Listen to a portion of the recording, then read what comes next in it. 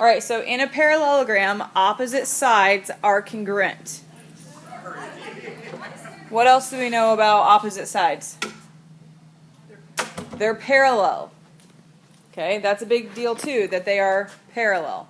All right, so we filled this in yesterday, part A and part B. Remember that part B is everything that's true about a parallelogram. Remember we talked about that? Everything over here is true about a parallelogram. Okay? The diagonal separates it into two congruent triangles. Both diagonals in a rectangle now are congruent. Let's look at a picture of this. Okay, draw a congruent sign there on part C. If I draw a rectangle and I draw two diagonals, the rule is that they bisect each other. But if I said that this was 5 and this is 5, this statement right here tells me that my diagonals are congruent, which means what about this piece and this piece? So how much are those pieces? They're also 5, right? Because the whole diagonal is 10, and since the diagonals are the same, they are both 5 and 5. Okay?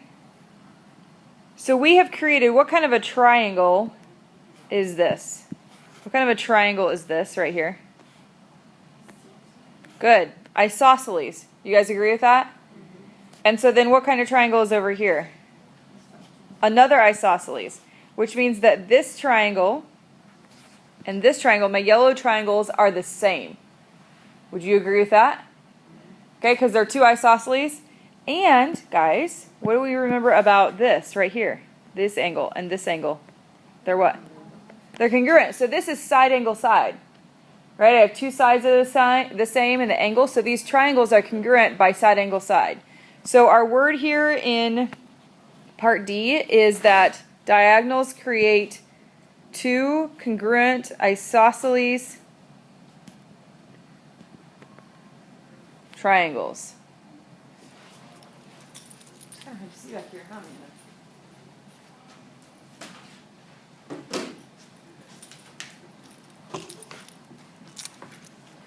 Okay, so what's more specific about a rectangle than a parallelogram? What did we talk about yesterday? It has 4 right angles, right? So in a rectangle, it has 4 right angles. A parallelogram doesn't necessarily have 4 right angles. Okay, so what is enough? We're going to skip that diagram there. What is enough information for me to determine if it's a rectangle? So remember how yesterday we were talking about what to test for with a parallelogram? Well, if something is a rectangle,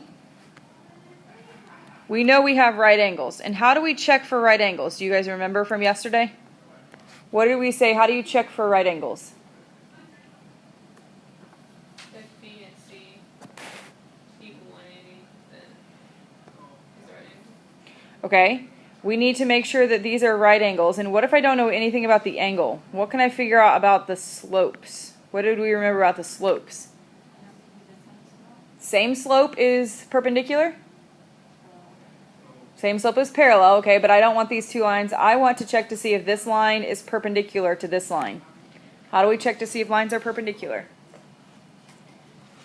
Please look back and don't just look at me. There we go. Opposite reciprocal. So if we are going to check to see if this has 4 right angles,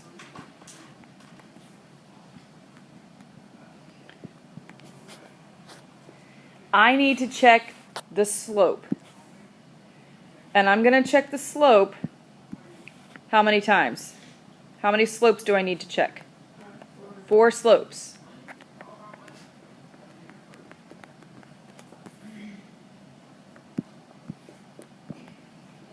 We are checking to see if our slopes check consecutive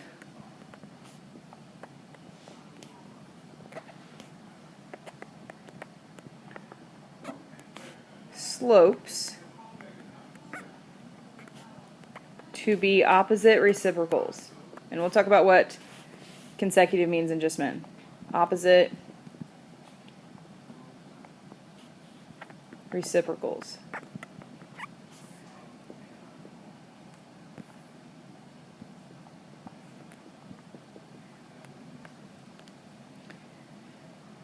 Check consecutive slopes to be opposite reciprocals. So if I tell you that this slope over here was 2/3,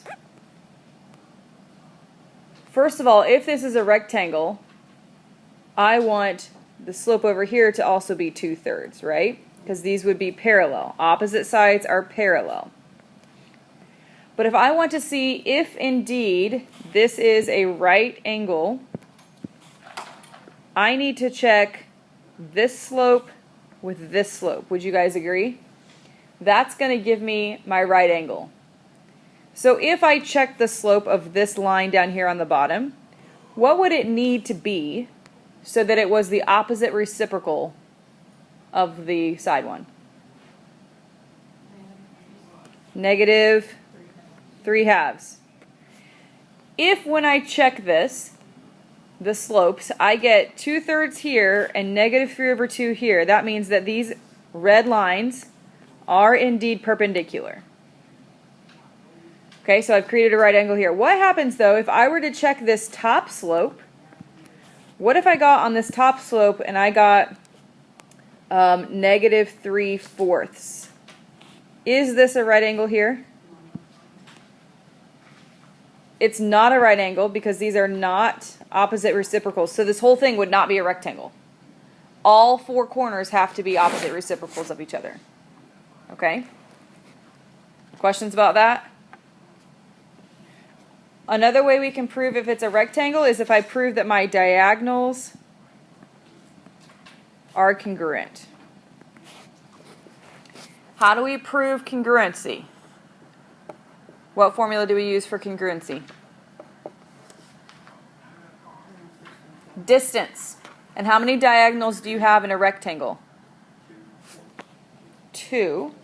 So we're going to check the distance, but we only need to do it 2 times because we only need to check my diagonals. So if the diagonals are congruent and they bisect each other,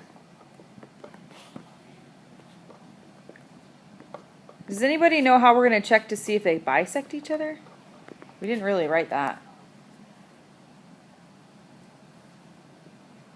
If you cut something in half, you've created a what?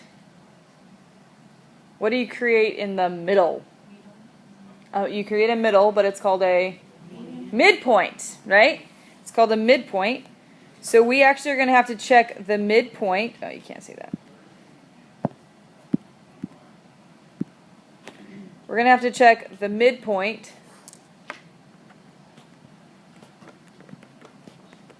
two times as well. Can you guys see that? It says midpoint 2 times. And so we're going to have to look back and figure out what is our midpoint formula.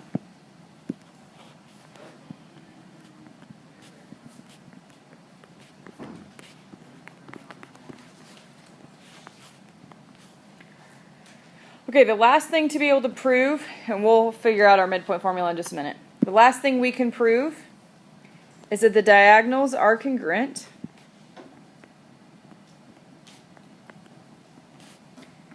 And both pairs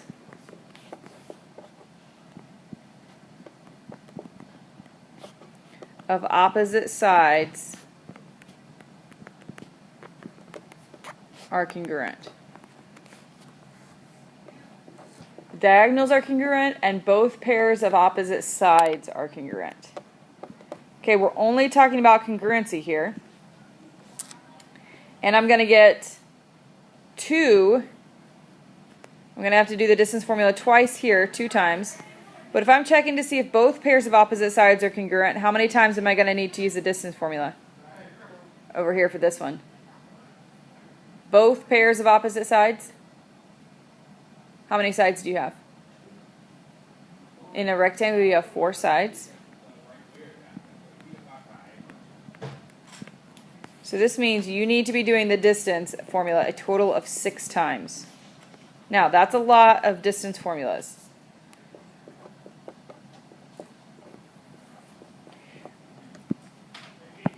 but you know how to do them. Here's the deal. You get to choose one of these to prove. Unless they tell you how to prove it, you only need to choose one way. So if you get all 4 right angles, you're done. It is a rectangle. If you get that the diagonals are congruent and they bisect each other, you're done. It's a rectangle. If you prove that the diagonals are congruent and both pairs of opposite sides are congruent, you're done. Okay, so you don't have to do all of these. That's not what it's asking. One of these is sufficient to be able to determine if it's a rectangle. So look at our practice problems on the next page.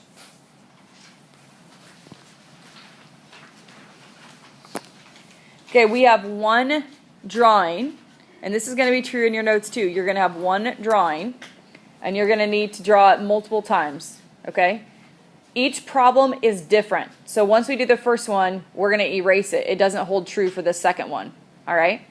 So it says if AE is 36, well, first of all, I know that this is a rectangle. And if this is a rectangle, what do I know about all my angles? I have right angles. So let's go ahead and put that into our diagram. What else do we know if this is a rectangle? What do we know about diagonals? Okay, so I'm going to mark that in my diagram. If I mark those things, life is going to be a lot easier. So problem number 1 says that AE is 36. So I'm going to label from A to E is 36. From C to E is 2x minus 4.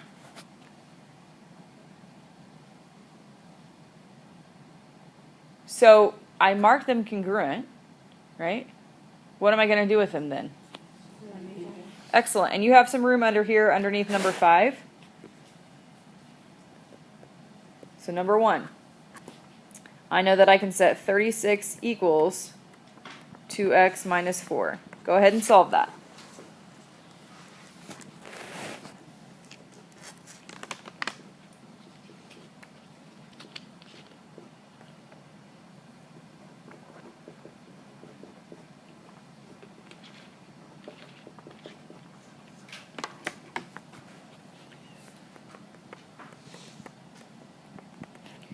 You getting x to be 20?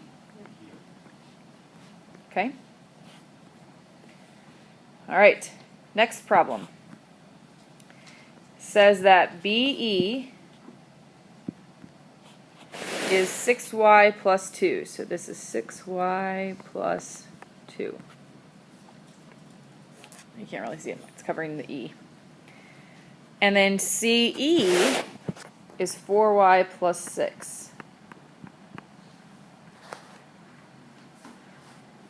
But again, didn't we mark that these were congruent? All 4 of these are congruent. So what can I do with BE and CE? Set them equal to each other, right? Because those little hash marks, look, these are all the same size. All of these diagonal pieces are all the same size. So the 6y plus 2 has to equal the 4y plus 6. So number 2. 6y plus 2 has to equal 4y plus 6. Anybody have questions why that is? I don't want you just to write down because I'm writing it down. Our diagonal pieces are all the same.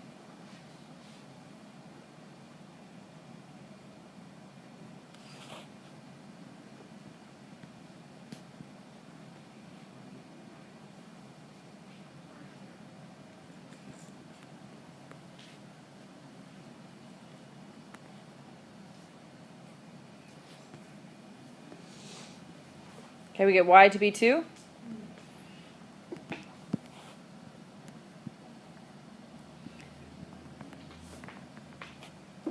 All right, problem number 3. If BC is 24 and AD is 5y minus 1, what do we know? What's one of the first things Dakota reminded us about opposite sides in a rectangle? They're congruent. You guys remember that? So this side is the same as this side. And if they're the same, what can I do with 5y minus 1 and 24? There we go. Set them equal to each other.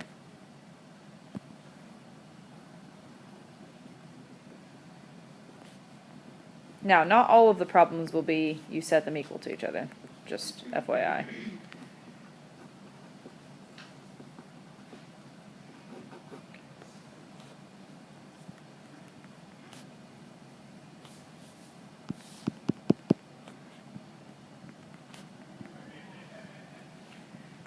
We're getting y to be 5. Okay. All right. Number 4 says the measure of angle BEA. I'm going to erase some of this up here so it's not as BEA, that's this angle right here.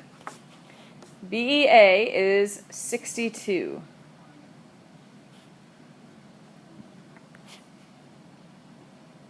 And it says find measure of angle BAC. And isn't BAC this angle right here? BAC.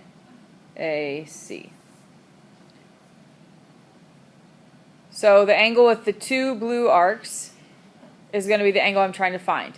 What did you tell me, though, about this triangle? What kind of a triangle is this? Say that again, Patrick. Isosceles. And in an isosceles triangle, what do we know about the angles that are opposite the 2 congruent sides? Okay, let me redraw this down here so we can see it better. B, E, A. If this is 62, and I know that these are the same, what do I know about this angle and this angle? They're also the same. But I don't know how much they are, so I can put what in for them? An x. But if this is x, how much is this one down here? Also x. And all 3 angles in a triangle do what? What'd you say? Add up to be 180. Do you guys agree with that? Remember that? All 3 angles in a triangle make 180 degrees. So on this problem, number 4, I need to add x plus 62 equals 180, because now I'm talking about angles. I'm not talking about sides, I'm talking about angles.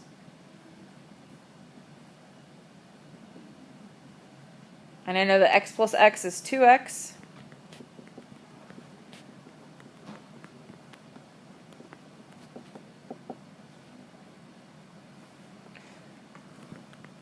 With your calculator,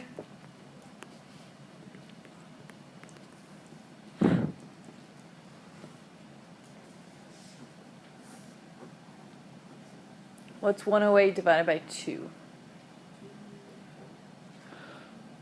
What person says 54? You guys are so quiet.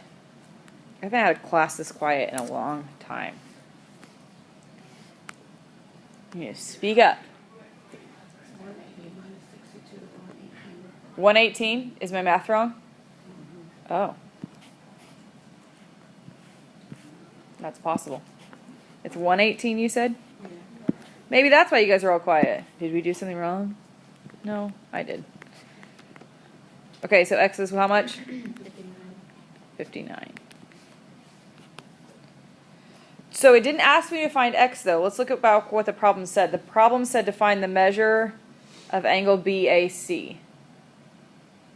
Okay, so finding the measure of angle BAC means that when I write my answer, I need to say the measure of angle BAC equals 59 degrees. That would be my finished full answer. The measure of angle BAC is 59 degrees.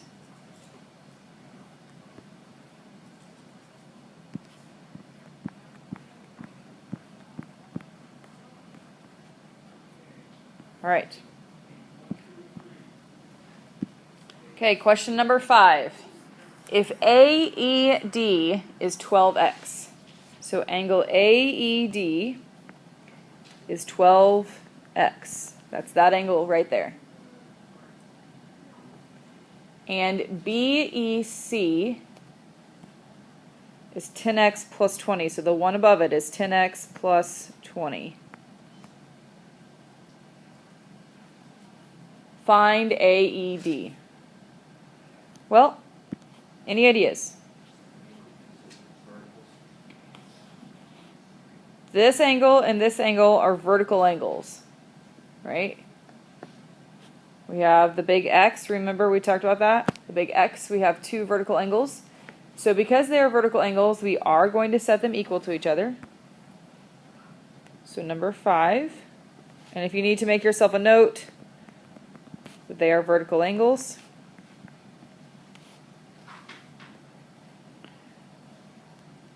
so we have 12x equals 10x plus 20.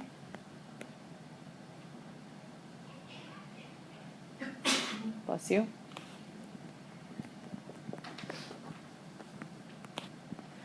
So we get x to be 10. Is that what you guys are getting? Okay, did it say just find x? What do the problems say, Elena? Find the measure of angle AED. Okay, so AED was represented by 12x, right? So if I want to find the measure of angle AED, measure of angle AED is 12 times my x value, which is 10. Everyone see what happened? It was 12x. But then I plugged in the x that I found, which was 10. 12 times 10? 120.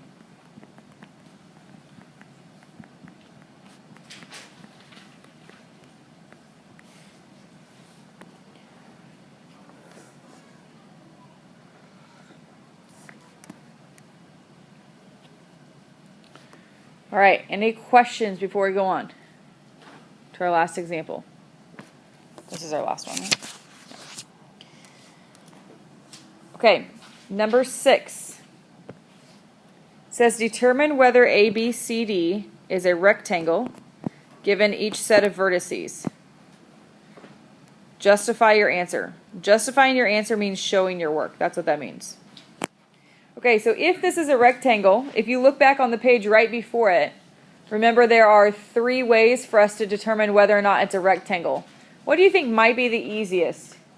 Slope 4 times, distance and midpoint 2 times each, or distance 6 times? Distance? You can't do distance 4 times. That doesn't give you anything. I would use the slope. Okay, so let's make ourselves a note. The first thing we're going to do is check perpendicular. That's the symbol for perpendicular, remember. Consecutive sides. Which means I'm using slope 4 times.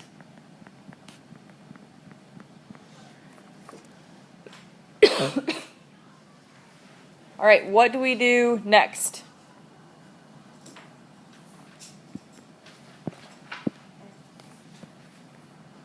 How do you know what sides go where?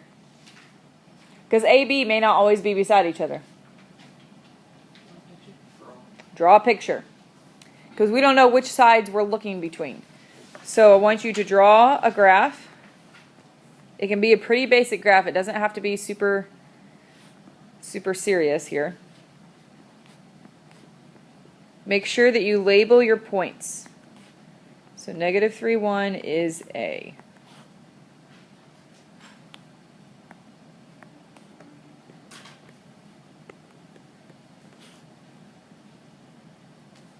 Negative 3, 3 is B.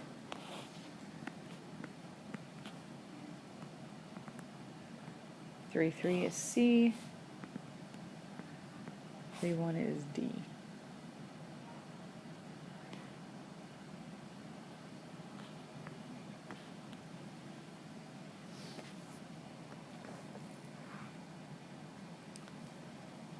So it looks like a rectangle, yes.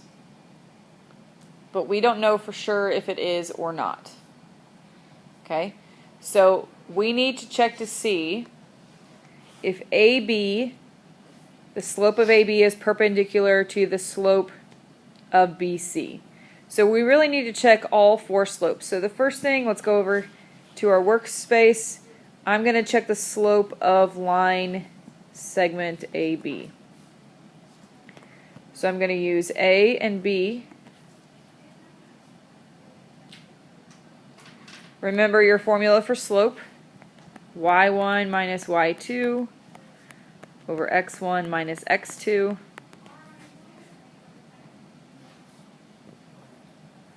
You know how to do this. You go ahead and write, and I'll write.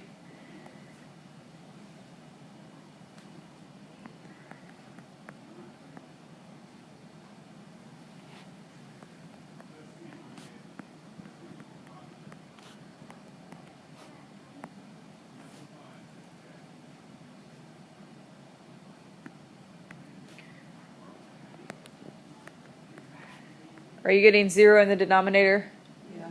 Okay, what is 0 in the denominator? What kind of a slope is that? We talked about this earlier this year. It's not nothing. Undefined. And you need to actually write undefined.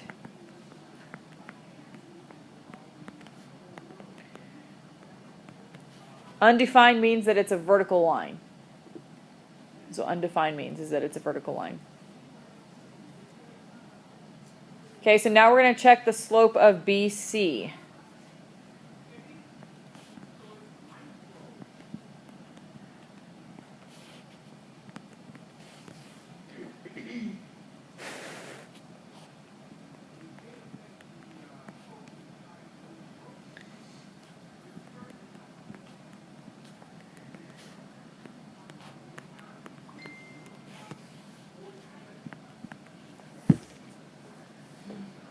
What's the answer when 0 is in the numerator? What kind of a slope is that really? Don't think too hard. No slope. No, well, it is a slope. 0 divided by anything is what? 0. And 0 actually can be a slope. It means it's a horizontal line. Okay? So now when we go to find the slope of CD, what do we want the slope of CD to be? What? All right, well, let's look at our example. Let's go label our diagram. This slope over here is 0. This slope over here is undefined. So if I want this to be a rectangle, what do I want about CD? If it's 0, that's not going to be perpendicular. It needs to be undefined as well. It needs to be a vertical line, right? So when I do the slope of CD, I want it to be undefined so that I know that 0 and undefined are perpendicular. So let's do the slope now of CD. Do you see how organized my work is? Your work should be organized like this on your paper as well. Not all over the place. It needs to be labeled. What sides are you checking?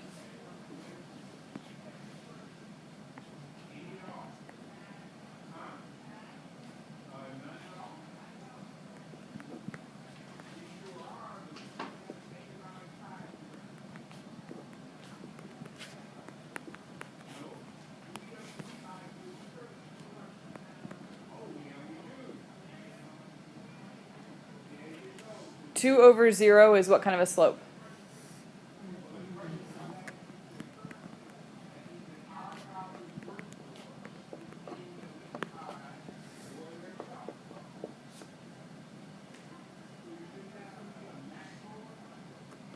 Okay, so now I only have one more slope to check.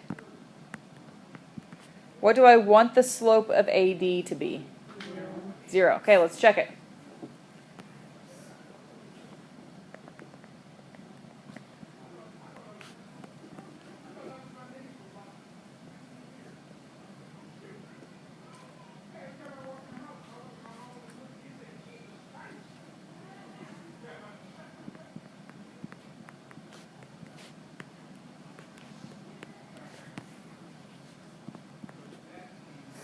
What's 0 divided by anything? 0. So we are getting the slope of AD to also be 0. So opposite sides are parallel, right? That's great. Just have the same slopes. And 0 and undefined are opposite reciprocals of each other. So we need to say our statement down here like this. Yes, ABCD is a rectangle.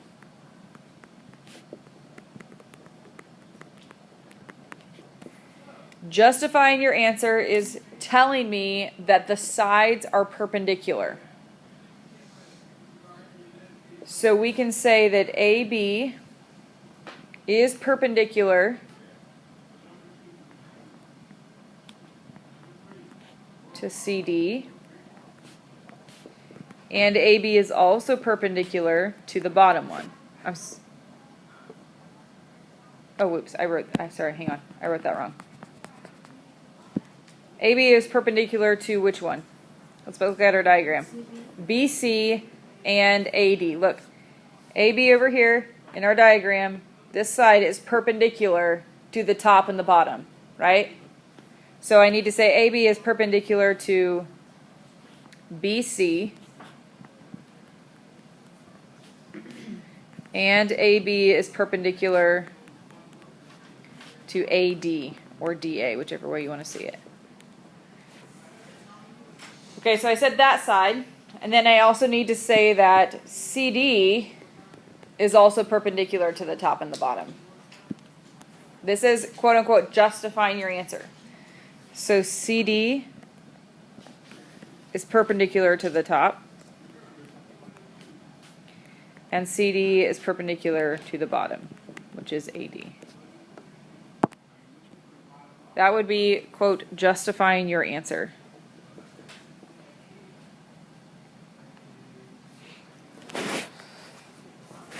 Okay, this is the type of questions you're going to have in your homework today for 6.1. Any questions?